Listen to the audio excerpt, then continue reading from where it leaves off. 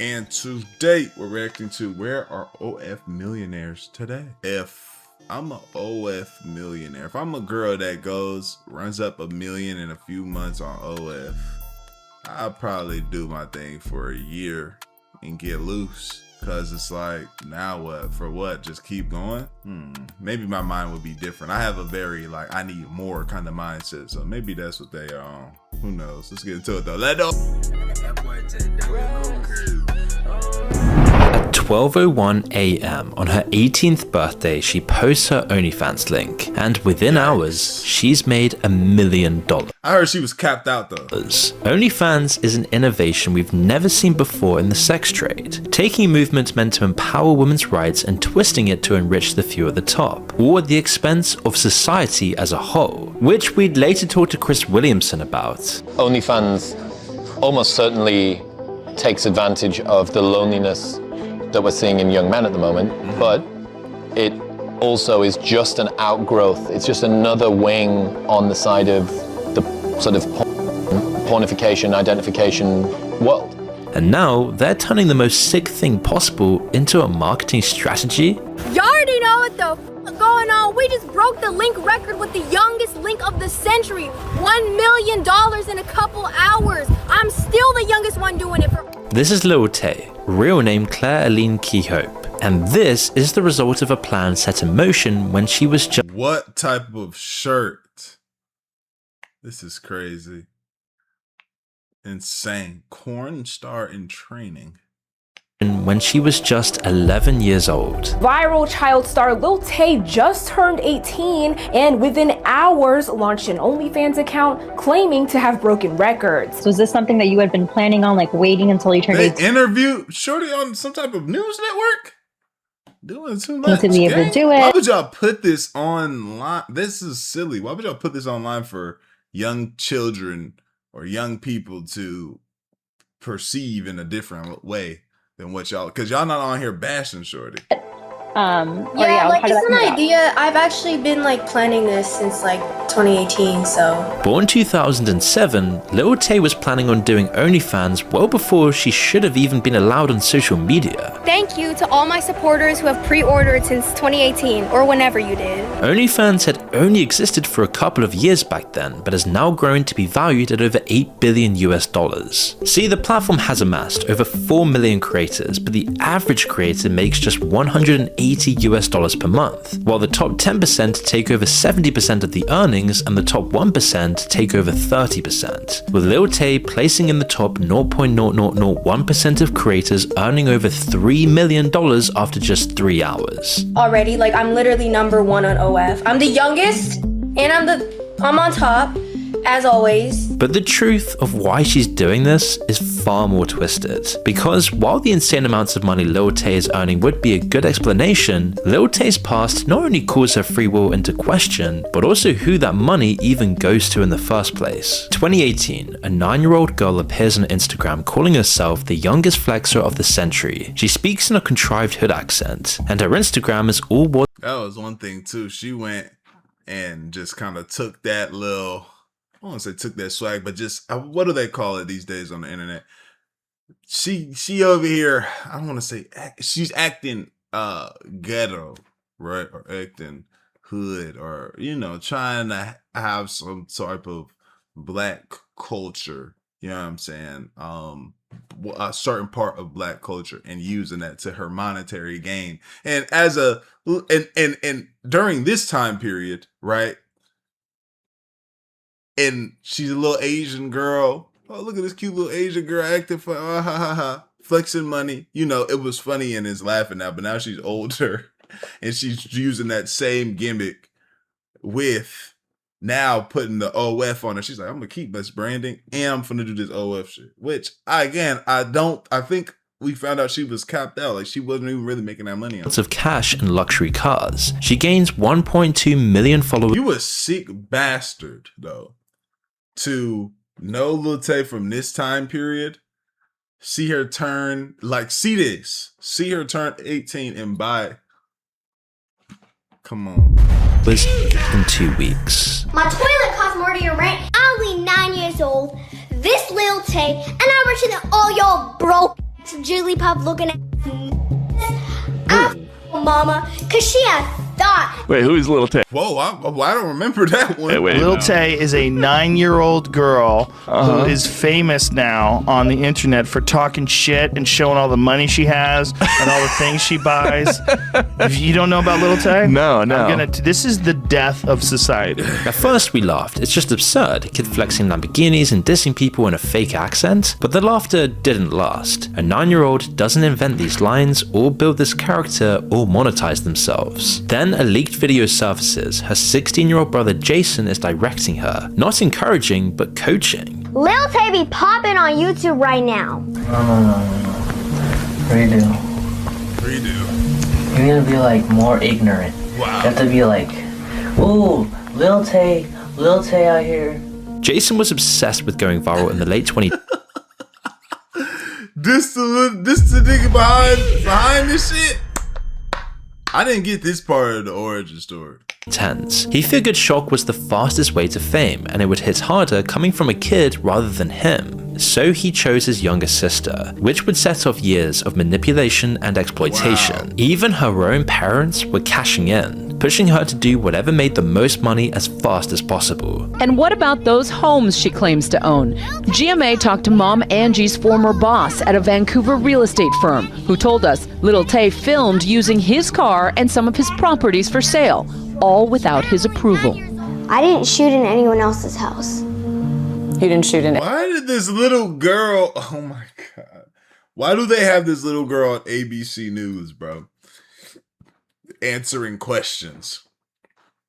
What is happening? Anyone else's house. She then walks this back to No one has proof that I did. her mother, a real estate agent, was far more involved than appeared at first, and was actually fired after she let Lil Tay use people's homes and cars. Wow, that's what she was doing.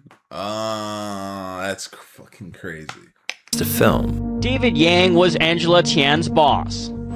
His red Mercedes SL 500, also used as a prop in one of the profanity-laced posts. Profanity-laced posts. She was filming for Instagram.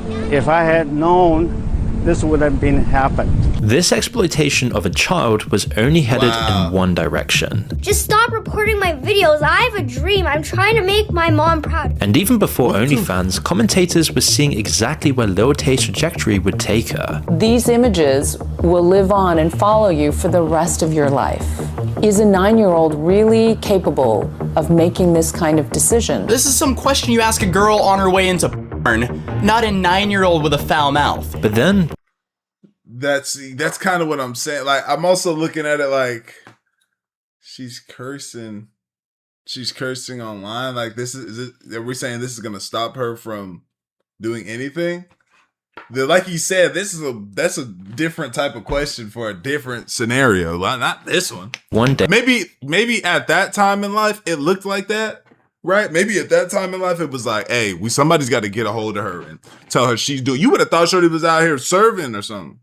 Like, she just being a little badass online, but I think we might be desensitized now. You know what I'm saying? Looking at this video, these videos and these clips in hindsight. Lil Tay just disappears. Now you might be thinking, good, she should never have been pushed into this anyway. Yet her disappearance would last for 5 years. And then in 2023, her family revealed that she and her brother were dead. So what could have been more disturbing than her exploitation and early death? Well, maybe the fact that it was all fake. Yes, Lil Tay emerged from the grave to reveal that she was in fact alive and that her disappearance was due to her parents' custody battle. She claims her father was coercive, abusive, and forced Lil Tay back to Canada before falsely announcing her death. And if you thought that was the peak of it, it wasn't. Only 15 years old, she released her first song, Sucker for Green, a song about sex and money. Beyond the feeble songwriting and dancing, this whole thing was just so disturbing, seeing the sinister direction Lil Tay's life was going. It wasn't long before she admitted her childhood was ruined. Hey, before we dive back into the video, I know y'all normally skip these ads, cause I ain't gonna lie, I do too. But don't skip me just yet, because the guys over at Free Cash are supporting this video. Free Cash is the program where you can literally earn money by trying out free apps and games. It is 100% free to sign up. All you need is an email and a password. You'll see a list of games with tasks like reach level 5 or complete a few missions. And once you do that, they credit your account. Credits from the real cash where you cash out through PayPal or gift card. You do not have to worry about them selling your data. They track your progress so that way they know when to pay you. And the reason this works is very simple. Games and apps want more people on their platform. They pay Free Cash to get people onto their app, and Free Cash shares the money with you. It's very simple. I've had a lot of supporters come to me saying they're making an extra $5 to $10 a day. Not life-changing, but it adds up. Very rarely I've seen very big payouts. I've had somebody come to me said they made $500 before. No data to lose, no money to lose. It's free, fast, and it's paying people every single day. Hit the link in my description or scan the QR code on the screen. Try a couple games and DM me when you cash out. It also wasn't long before it was over. Leading up to her 18th birthday, Lil Tay posts about men asking for her OnlyFans account the moment she's legal. So it's my 18th birthday on July 29th, and every male has been counting down to it and literally telling me to drop the link the second I turn 18. Every male, no. Girlies, what do you think? Should I do it? Then at 12:01 on July 29th, Lil Tay releases her OnlyFans. Everything is designed to publicize the fact that she's barely legal. Freshly. And it somehow works. But you might have picked up on something. She released the first batch of content at 12:01 on her 18th birthday. So unless she shot, edited, and uploaded this all in 1 minute, it was then created while she was still a child. This video is sponsored by Chat LLM.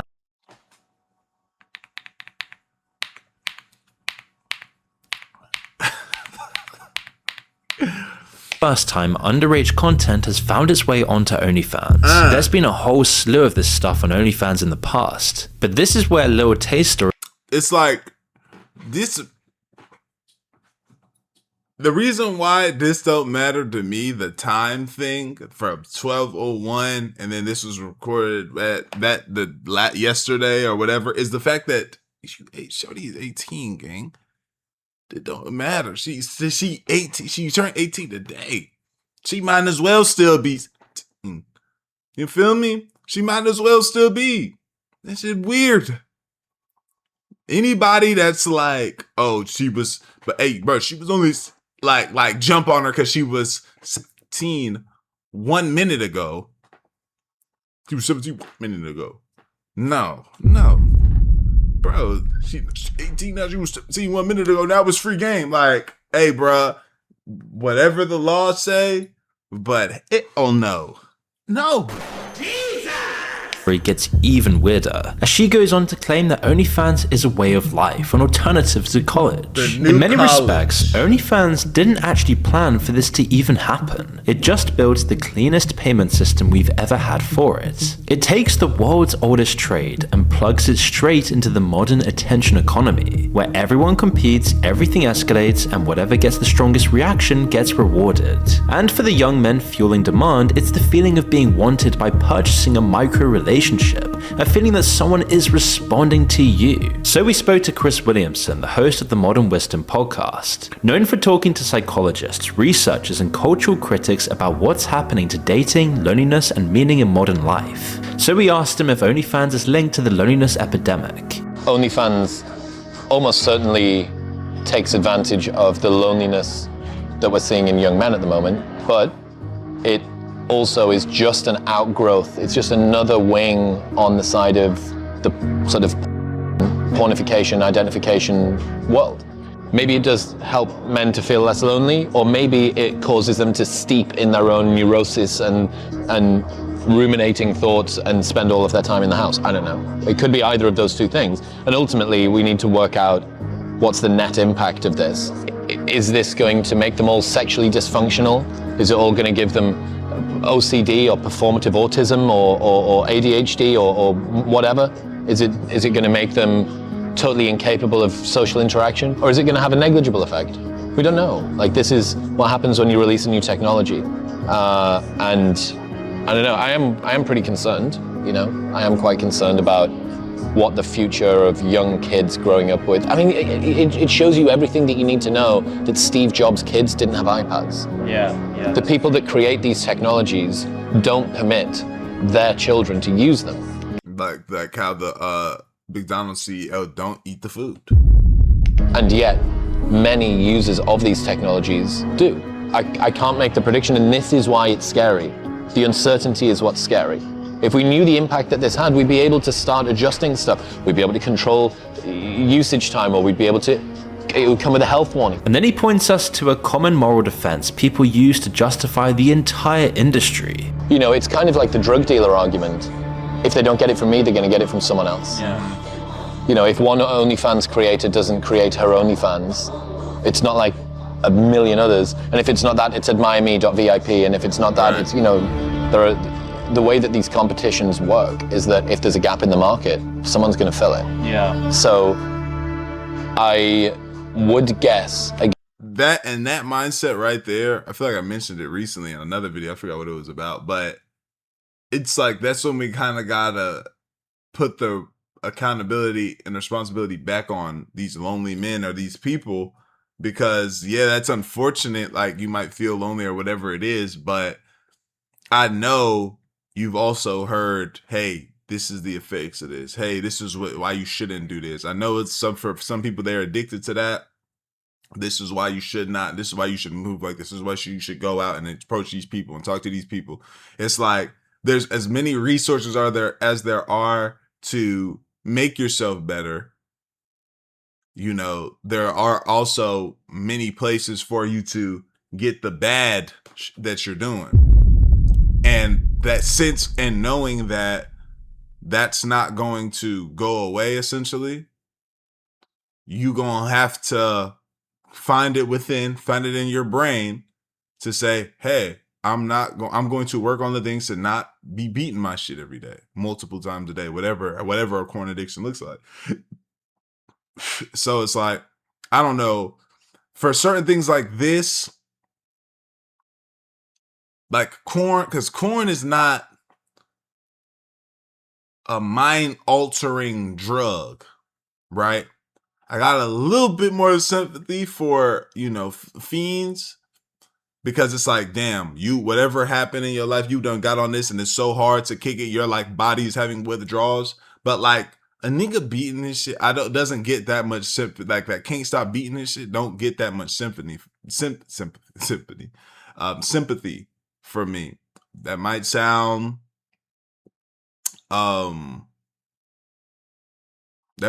wrong to somebody, but I'm just being 100. I'm not sitting here like, bro, I'm so sorry that's what's going on. I'm like, I hear you, man, and that's tough. I get it, but you know, these are some things that you should probably try and do. Try to fight it, try to kick.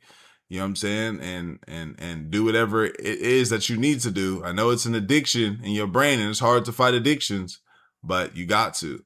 So we kind of need to put that accountability, especially the fact that they're not going to stop just because a million guys can't stop beating their shit. That's just not going to happen. So you're going to have to find that within, you know. Again, if I was, I'll just put a little bet on, can't say with certainty, but I would guess that OnlyFans discourages men from finding intimacy in the real world. That would be unsurprising to me if there was a study done. I'm surprised there hasn't been a study, but I truly believe that. Just corn in general and swiping on IG and doing all that, I think it does for sure. And OnlyFans subscribers report higher levels of real world loneliness. Would be very unsurprising. But how comforted are they by this, again, artificial intimacy? Virtual intimacy, I guess. It's not necessarily artificial. It's clear that OnlyFans is just a symptom of a much wider problem between men and women in 2026, where these systems hijack the void in the psyche of millions. So what are we actually seeing here? How has her life come from being a millionaire from OnlyFans? And most importantly, where does this lead over time? Especially now that she's over 18, people just shrug and say, well, she's legal now. Is the internet so desensitized to this pipeline that preparing children for work doesn't even register anymore? From then, her earnings had risen from $1 million to $15 million, and she still claims to be the #1 on the platform. Yet it seems like her personal life is not making up 15 million. I don't believe that. I don't. Hell. But this is hardly the worst story compared to all the other OnlyFans millionaires out there. You see, what happens when the most humiliating thing done to you becomes the thing you have to sell to survive? Blac Chyna found out after Rob Kardashian posted revenge content, creating an expensive legal fight that led her to OnlyFans to pay for this. Born Angela White, her mother, Tony Tokyo, was abusive, unhinged, and takes all credit. Tony Tokyo. Yeah, I could tell she'd probably be swinging that iron. She was gonna swing that belt buckle.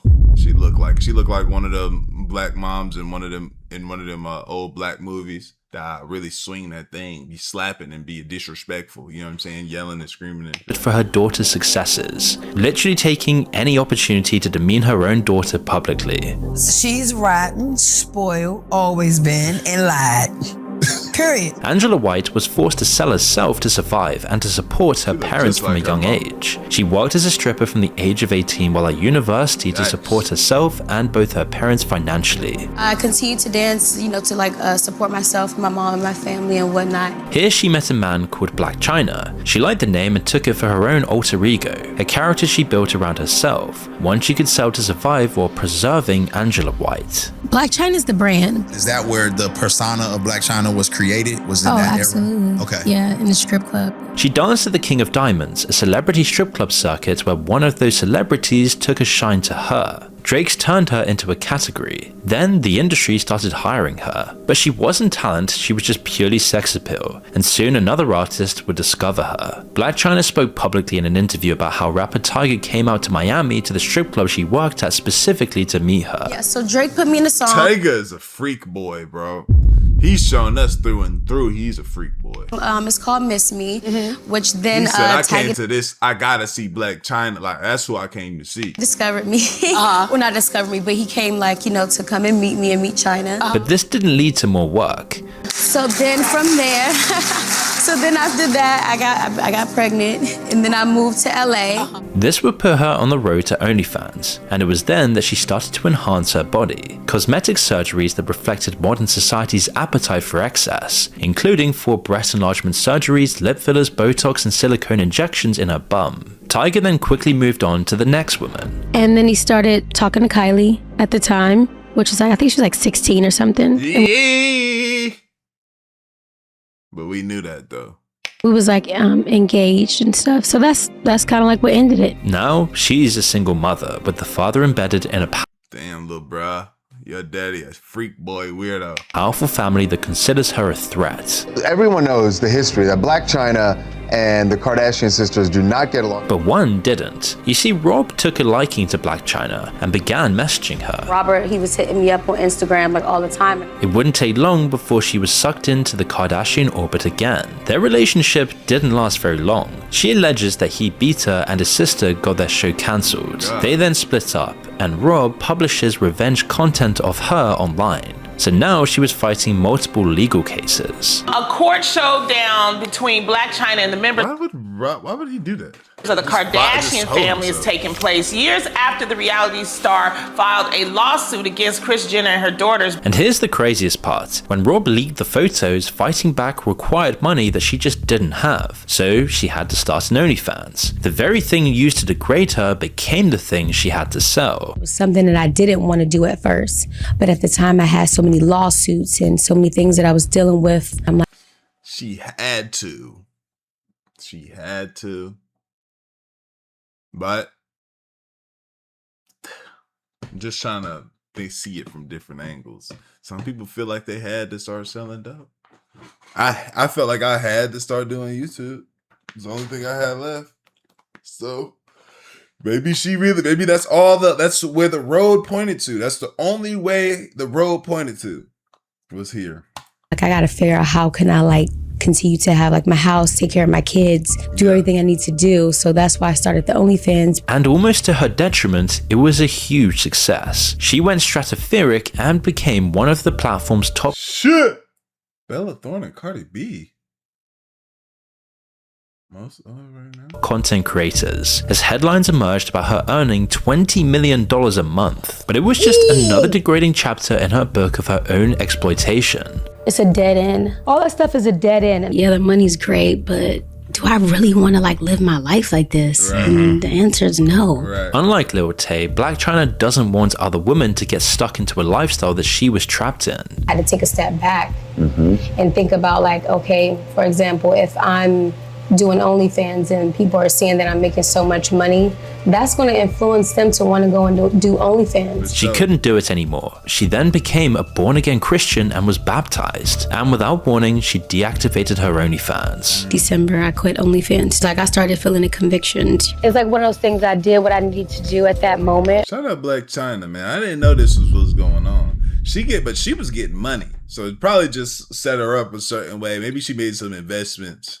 And I was like, okay, now I can comfortably do this. Because of the circumstances that I was in. And then it's like you do it and it's just like, you got to get out of it. It's degrading. But she spent years and thousands of dollars creating Blac Chyna. That had to go too. But undoing so much cosmetic surgery isn't as easy as deleting an app.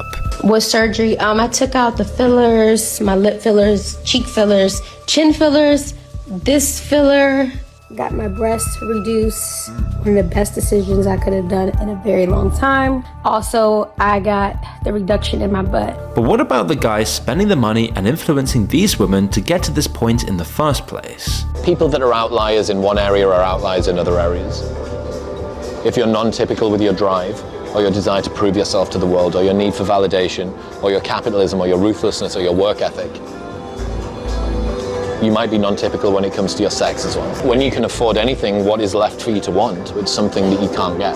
And what is it that you can't get? Well, you have to start pushing illegality. Knowing that only makes our next story so much worse. Hi, my name's Annie, I'm 25. I do social media full-time, influencing on TikTok and Instagram. I also do a little bit of OnlyFans. Annie Knight is one of You do a little bit, you just don't post that often. Australia's top OnlyFans models, and she makes up to $600,000 per month.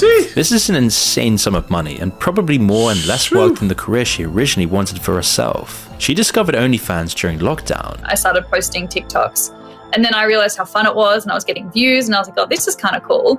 And then I started seeing TikToks of other women who have an OnlyFans page. And it's something that one of my friends had said to me to do. She's like, you should create an OnlyFans page. Like, you would make millions, you'd do so well. And I was like, what are you even talking about? What's OnlyFans? But because she wasn't famous yet, she didn't enter through the front door like Lil Tay and Blac Chyna. She entered through the messy reality creators never talk about: leaks. I was very scared about my nudes getting leaked, and it did actually happen. They started getting circulated within my social circles and stuff, which was pretty stressful, and it actually made me stop doing it for a while there. And once that happens, OnlyFans' promise of control falls apart pretty quickly. Now it's not just a website, it's in people's WhatsApp group chats, It's being shown on a phone, handed around at a party. Oh, did she think that that's how that was? She thought like that she was going to be protected?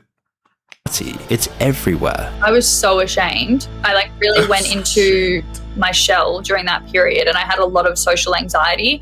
Every time I would go to a party or I would go out somewhere, I would see people whispering and pointing, and people I knew as well. So it was really stressful, and it caused me a lot of anxiety. But it wasn't just emotional consequences. She also lost her career. I had just started a new job. I was on day 5. And I actually went home sick that day, and I received an email saying termination of contract. And I was shocked. I didn't know what was going on. And I read the email and quickly saw screenshots of my OnlyFans on the email and a list of 3 reasons why I was fired, basically. This is the treadmill you get trapped on. Once you're exposed, the pressure doesn't disappear, it multiplies. And it doesn't just affect her, it hits everyone around her. Her fiance received haters. Her fiance received from haters. Her husband was then harassed. He called them haters. In public. His old post then gets swarmed. And You have low standards. Oh, man. Escalated from comments online to real-world threats. My fiance and I, our lives have been threatened, and we've had something scary happen recently where I think had we not had a really high-tech security system in our house, you know, things... People are so weird, bro. It's like, yeah, bro, they do OF, okay, whatever. But, like, you just see these people, like, idiot. That's like what comments. Somebody used to do a video on the danger of comments. You know, you gotta have tough skin in this, especially I'd imagine the OF industry. You gotta have some of the toughest skin in the world. But motherfuckers like doing things in real life, trying to do things in real life to you. That doesn't even make sense. You can't even. Well, like I get the oh, that's that. Hey, bro, hey, that's shorty that.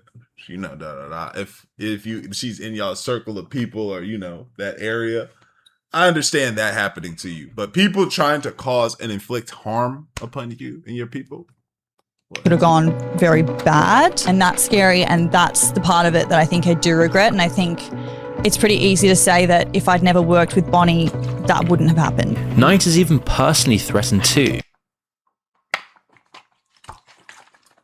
Bonnie Blue?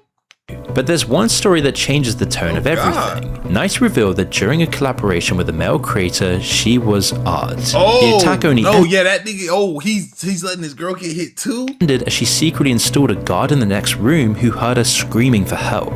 He later researched the man and found out he was a convicted felon with a long rap sheet of disgusting offenses.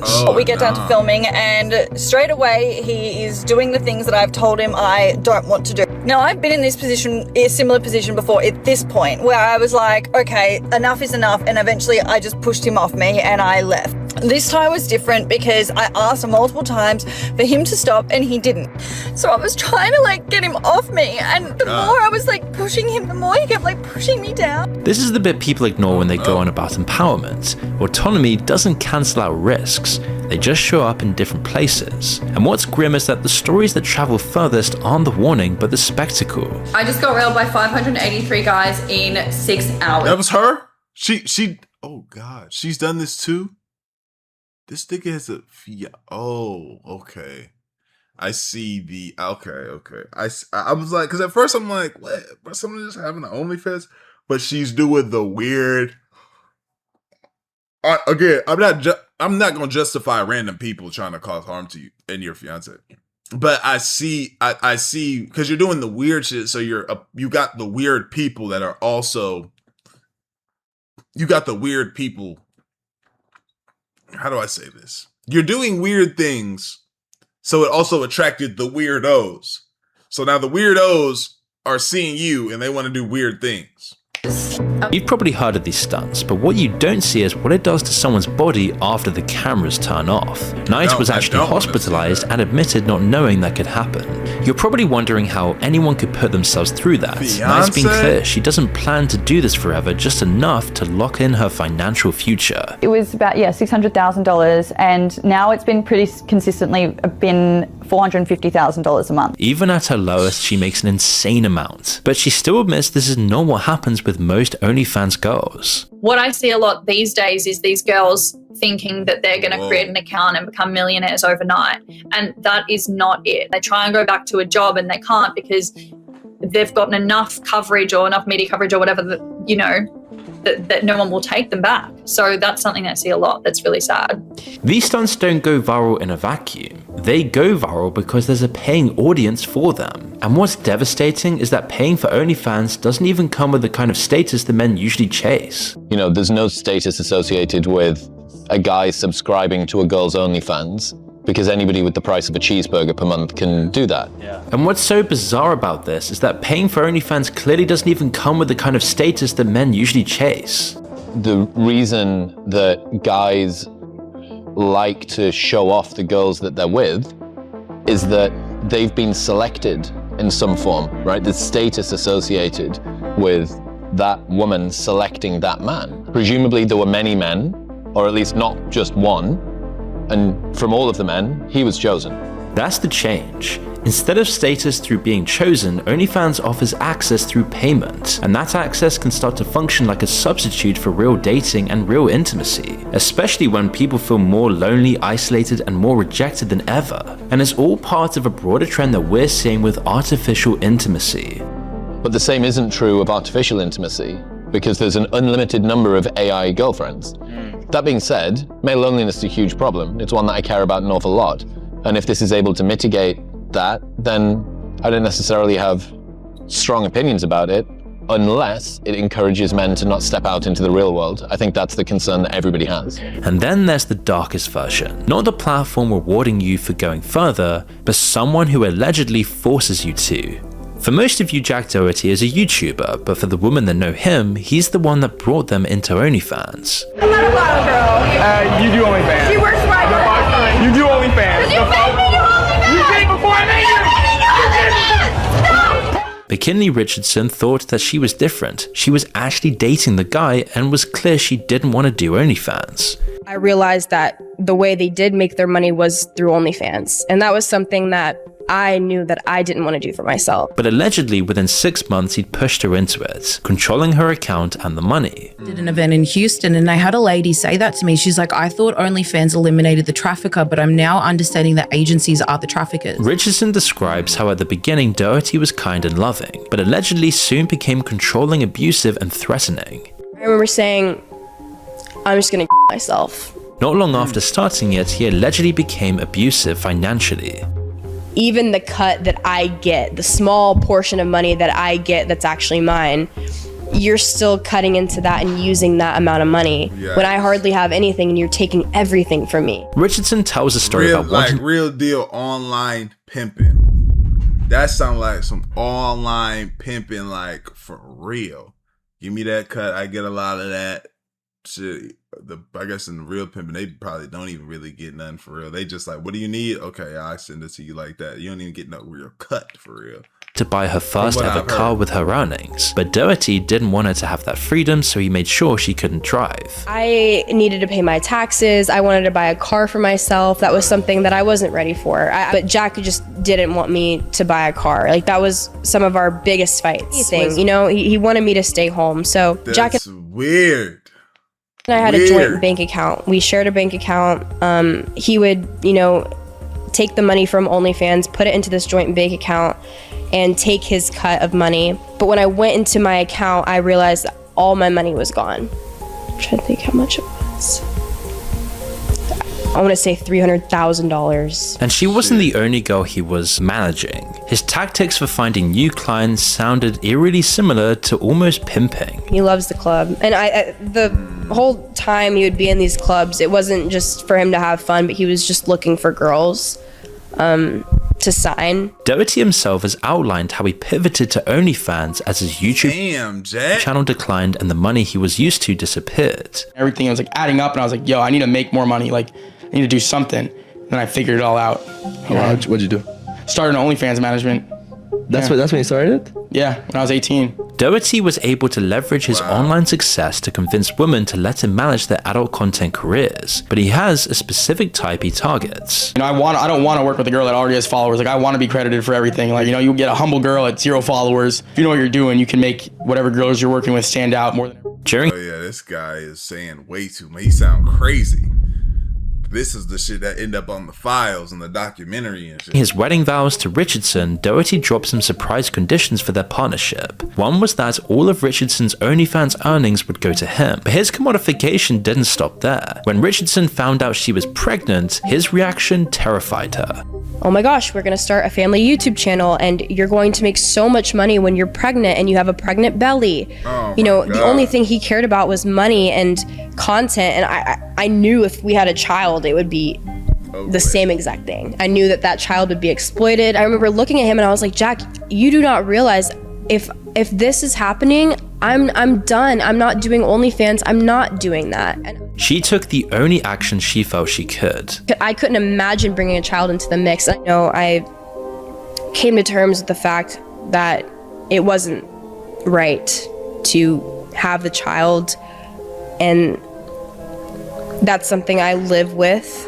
to this day. Allegedly, according to her, Doherty also became abusive. When I called my parents and I was sobbing to them. I was like, Mom, Dad, like I'm done. Like he put his hands on me again. This has been so horrible. Like he's not getting better. Following their split, Richardson was left continuing to do OnlyFans to support herself after managing to regain control of her accounts from Doherty. And whilst this all might kept pushing, she got loose from this nigga, was stuck and was like, I guess I'll just keep seem inevitable and constant, it really shouldn't be. This is a marketplace, and it only exists because we continue to show up to this meat market. The only way to cut off the supply is to kill the demand, to stop feeding this escalation machine, and stop glamorizing this lifestyle, to kill parasocial relationships. Because if millions of people did this, the entire structure would collapse. People would never feel encouraged to do such a thing in the first place. Because systems don't change themselves, individuals do. And when enough people change, the system has no choice but to follow. Tough.